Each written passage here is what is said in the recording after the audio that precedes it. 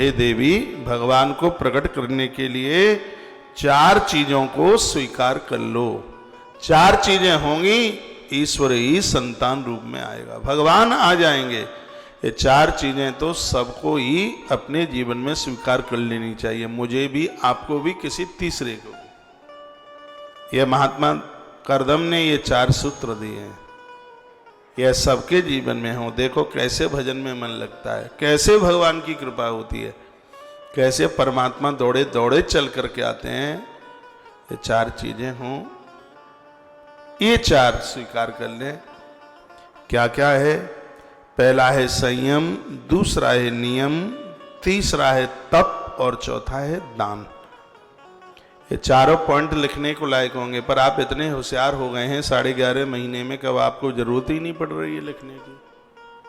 मुझे तो लगता है कि कुछ दिनों के बाद में हमें छुट्टी लेनी पड़ेगी कथा में से, अब तो कथा आप ही कहेंगे, और क्या, हम तो फिर सुनेंगे। आप तो इतने होशियार हो गए हैं, अब तो जरूरत ही नहीं पड़ रही है कुछ लिखने की। ये 4 चीजें लिख लो, ये काम में आएंगी। बोलिए श्री हनुमान जी महाराज की जय हो, बांके बिहारी लाल की जय हो, जय जय श्री राधे, श्री राधे, श्री राधे श्याम। संयम, नियम, तप और दान। संयमित जीवन जिए। देखिए भगवान कैसे ऐसे आएंगे, दौड़ करके आएंगे।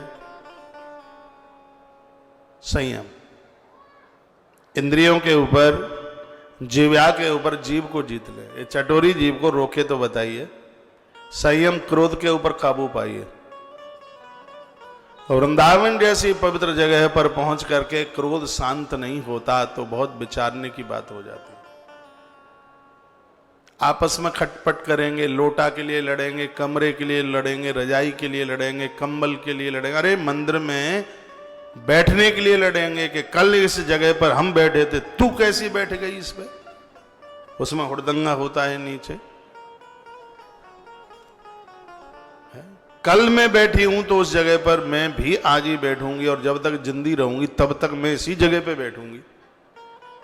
देखो ये भजन करने को आई है, इतना हुड़दंगा, इतनी लड़ाई हो, राम राम राम राम राम, अचंभा होता है, आश्चर्य होता है। आए थे हर भजन को ओठ न लगे कपास, आए थे किसी काम के लिए और के लिए, और कर कुछ और रहे हैं।